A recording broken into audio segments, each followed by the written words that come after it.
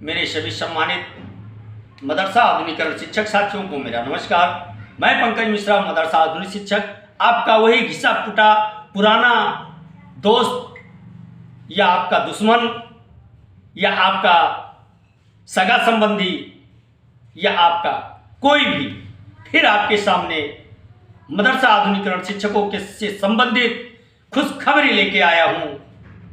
जो खुशखबरी सुन करके दिल बाग बाग हो रहा है मेरे दोस्त, और मैं बेताब था इस खुशखबरी को बताने के लिए, लेकिन मैंने इसलिए नहीं बताया कि मैं देख रहा था कि कितने लोग पंख फड़फड़ा रहे हैं। जब सबके पंख फड़फड़ा करके बंद हो गए तो फिर मैंने सोचा कि चलो आज वीडियो बना ही लेते हैं। और खासकर मैं मुख्यमंत्री जी के उन शब्दों का जिक्र जरूर करूंगा। आज मंत्री दानिश आजाद अंसारी साहब के शब्दों का जिक्र जरूर करूंगा मेरे दोस्त। हमारी योजना कितने दिनों में चल जाएगी ये बताऊंगा, मेरा बकाया कब तक मिल जाएगा, आज इन सब टॉपिक पे बात होगी। लेकिन उससे पहले मैं आपसे 1 मिनट का समय चाहता हूं अपने एक अजीज शुभचिंतक सलीम मास्टर साहब के लिए, जो गुरगुट्टा के मदरसे में पढ़ा रहे हैं नानपारा में। उनका जिला नानपारा है। और मेरे दोस्त, मैं उनके लिए एक शब्द कहना चाहता हूं। बहुत दिनों से मैं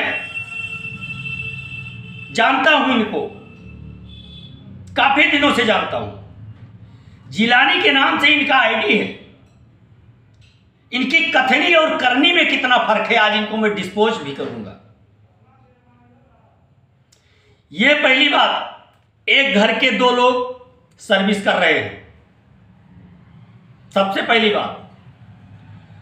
फिर दूसरी चीज, ये मदरसा कभी जाते नहीं है।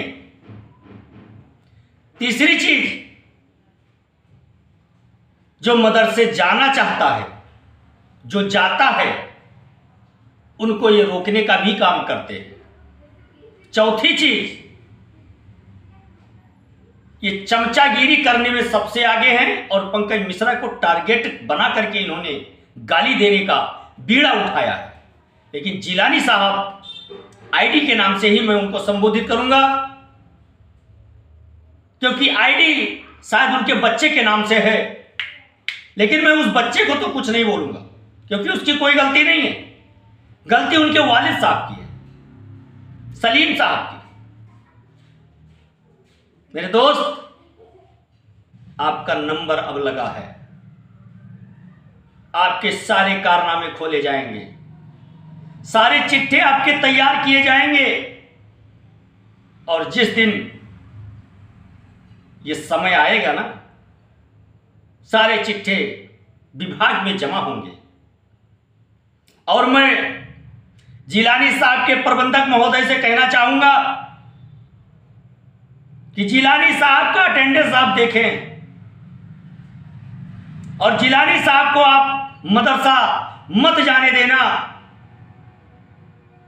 अगर आप जाने दे रहे हैं तो समझ लीजिए आप उन बच्चों के भविष्य के साथ खिलवाड़ कर रहे हैं। खैर छोड़िए, ऐसे लोग बहुत आते हैं, कमेंट करके चले जाते हैं, गालियां देते हैं, मैं सुन के रह जाता हूं। लेकिन एक बात तो सत्य है कि आज तक ऐसे लोग पंकज मिश्रा को नहीं समझ पाए, जो किसी के अंधभक्ति में लीन है।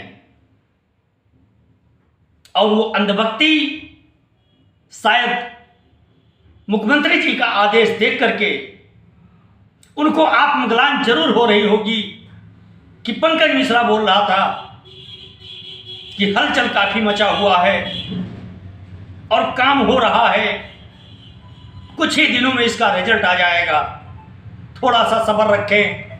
वो दिन अब आ गया है मेरे दोस्त। सभी आला अधिकारी मुख्यमंत्री जी के उपस्थिति में, मंत्री जी के उपस्थिति में एक मीटिंग का आयोजन किया गया। उस मीटिंग में मदरसा आधुनिकरण शिक्षकों से संबंधित मदरसा आधुनिकीकरण के योजना से संबंधित, मदरसों की उच्च गुणवत्ता शिक्षा से संबंधित, मदरसों के मान्यता से संबंधित, मदरसा शिक्षकों की नियुक्ति से संबंधित और उनके कब्र के से संबंधित सभी पहलुओं पर चर्चा हुई। उससे पहले एक आदेश आया था विभाग को, उसका जिक्र जब मैंने किया तो इन लोगों ने कहा ये फर्जी चिल्ला रहा है, पागल हो गया है। और आज आईमास प्रमुख माननीय सम्माननीय श्रीमान हाजी समीउल्लाह साहब के मुखार बिंदों से भी आप लोगों ने सुना होगा, वो आदेश अधिकारियों ने उच्च अधिकारियों तक प्रेषित किया, मुख्यमंत्री जी के पटल पे रखा और उस पर चर्चा हुई। मुख्यमंत्री जी ने एक टीम गठित करने का आदेश भी दिया है कि एक टीम गठित किया जाए और ये हो सकता है सोमवार मंगलवार तक एक टीम गठित हो जाएगी। और मेरे दोस्त, अगर ऐसे सही चलता रहा तो 15 से 1 महीने के अंदर आपका वो फाइनल डिसीजन भी आ जाएगा मुख्यमंत्री जी के तरफ से, और इसमें महीने 2 महीने का समय भी और लग सकता है आपकी स्कीम संचालित होने में। तो मैं अपने उन सभी शिक्षक साथियों से कहना चाहूँगा जो मदरसा नहीं जाते हैं, जिनका मदरसों का काम पेंडिंग चल रहा है, छात्र उपस्थिति उनकी नहीं है, छात्र पंजिका नहीं है,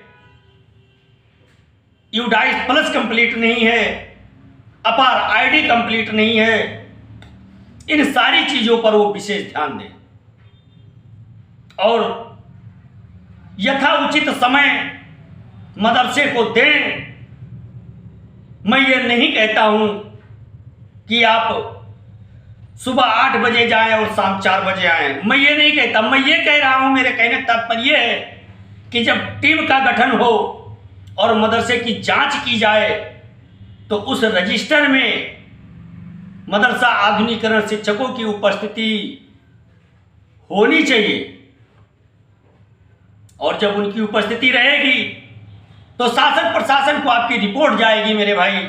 उससे ये क्लियर हो जाएगा कि अभी भी मदरसा आधुनिकीकरण शिक्षक बिना वेतन के, बिना मानदेय के, बिना किसी फंड के, बिना किसी सहायता के आज भी वो मदरसा कंटिन्यू कर रहा है। मेरे दोस्त, मैं अफसोस में हूं जिलानी ऐसे साहब शिक्षक साहब से कि इन लोगों का क्या होगा। भर्ती आयोग करेगी, ऐसे दलालों का क्या होगा, इनकी रोजी रोटी कैसे चलेगी। आधा पैसा ये खाते थे, आधा कोई इनका दूसरा खाता था। मदरसा जाते नहीं थे और जाने वालों को भी भड़काते थे। मेरे दोस्त, अब वो समय बहुत नजदीक है, माना जाए तो बहुत, मतलब क्या कहते हैं, 1 पॉइंट के बराबर बचा है। मेरे दोस्त, मेरी बात पर गौर करें, बात को समझें, उसके बाद पंकज मिश्रा को टारगेट बना के गाली दें। तनवीर साहब मुझे कहते हैं ये बहुत बड़ा संघी है। अरे तनवीर साहब, आपकी दलाली बंद हो जाएगी। मैं संघी हूं, लेकिन मैं कैसा संघी हूं? मैं मदरसा आधुनिकीकरण शिक्षकों का संघी हूं, मैं इन दीनहीन दुखी शिक्षकों का संघी हूं जो इस समय शिक्षक पीड़ित हैं। मैं उनके हौसले को बढ़ाने का कार्य करता हूं, मैं उनको धैर्य बनाने का काम करता हूं, ना कि आप जैसे मोहम्मद संगठन की तरह बातें करने वाले लोगों का साथ देता हूं। आप तो जैसे मोहम्मद के संगठन जैसे लोगों की तरह आप बात करते हैं, मैं आपकी क्या बात करूं साहब। कभी कभी तो मन करता है कि आप, मुझे ऐसा संदेह हो रहा है आपके ऊपर कि कहीं आप जैसे मोहम्मद या ISIS से कहीं आपका लिंक तो नहीं है? आपकी बातों से ऐसा लगता है, लेकिन खैर छोड़िए। अगर आप ऐसा करते होंगे तो ये योगी सरकार है उत्तर प्रदेश में, केंद्र में बीजेपी की मोदी सरकार है, वो अपना हिसाब चुकता कर लेगी। अगर ऐसे संदिग्ध गतिविधियों में पाए जाएंगे आप, तो मैं ऊपर वाले से ये निवेदन करूंगा आपके लिए कि मेरे तनवीर भाई को ऐसे मामलों से बचाना। लेकिन मेरे दोस्त, मेरे सभी सम्मानित शिक्षक साथियों, मैं आपसे एक बार पुनः आग्रह करना चाहूंगा कि आप अपने मदरसे का काम कंप्लीट करें, क्योंकि अब ज्यादा समय नहीं बचा। थोड़ा समय और दीजिए, सब काम होगा। ये पंकज मिश्रा लगातार कहता आ रहा है और कहता रहेगा, क्योंकि मुझे कहीं से ऐसी खबरें मिलती हैं जिससे मैं सेटिस्फाइड होता हूं। उसके बाद मैं सोशल मीडिया पे कोई बातें करता हूं। लेकिन मेरे दोस्त, अब आप चिंता ना करें, ये एकता टीम का परिणाम है, ये सिकंदर बाबा के मेहनत का फल है, जिसके वजह से आज मदरसा आधुनिकीकरण शिक्षकों की समस्या के समाधान के लिए मुख्यमंत्री जी को संबंधित विशेष अधिकारियों के साथ मीटिंग करना पड़ रहा है। इस बात को आप गौर करिए। सभी लोगों ने जुआ फेंक दिया था, सभी लोग कह रहे थे सब खत्म सब खत्म सब खत्म, लेकिन मैं कह रहा था और कहता हूं, कहता रहूंगा कि ये बीजेपी सरकार है, जो भी काम करेगी वो चुन के काम करेगी, और जो नहीं करना है उसको कोई करा नहीं सकता है। मेरे दोस्त, अब मुझे तनवीर भाई साहब, नानपारा के सलीम साहब ये जरूर कहेंगे कि ये तो बहुत बड़ा संगी निकला, ये तो बीजेपी का प्रचार कर रहा है। अरे मेरे दोस्त, मुझे काम लेना है बीजेपी से, मुझे पैसे लेना है बीजेपी से, क्योंकि मेरा पैसा बकाया हुआ है बीजेपी के कार्यकाल में, मेरी योजना बंद हुई है बीजेपी के कार्यकाल में, और मुझे चलवाना है बीजेपी के कार्यकाल में ही। तो भैया मैं बात किसका करूंगा? राहुल गांधी का, जिसको मदरसा आधुनिकीकरण शिक्षकों की आवाज उठाने के लिए एक ज्ञापन दिया गया था, न्याय यात्रा उन्होंने निकाला था। न्याय यात्रा थी या न्याय यात्रा थी वो तो नहीं बता पाएंगे हम, लेकिन उन्होंने यात्रा निकाली थी। और उसी लखनऊ में मेरे दोस्त, इन हाथों के ऊपर उनके अंगरक्षकों का जो बूट पड़ा है, आज तक याद है।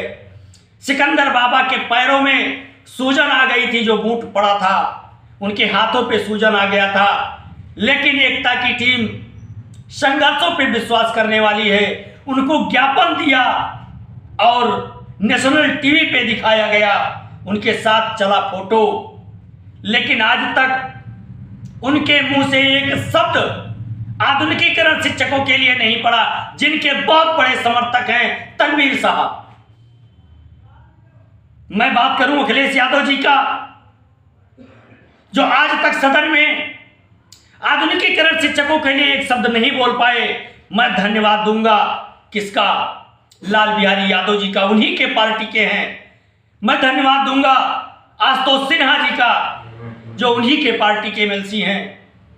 इन्होंने सदन में आधुनिकीकरण शिक्षकों की आवाज उठाने के लिए बाहें बटोर कर और सत्ता पक्ष से आंखों में आंखें डाल करके और इन आधुनिकीकरण शिक्षकों के लिए भरपूर लड़ाई की है। उनके लिए मैं सर मस्तक नवाता हूं। मेरे दोस्त, वीडियो काफी लंबा हो जाएगा, काफी बातें हैं, पूरी बात मैं कल के वीडियो में बताऊंगा। आज के लिए नमस्कार, जय हिंद, जय भारत, भारत माता की जय।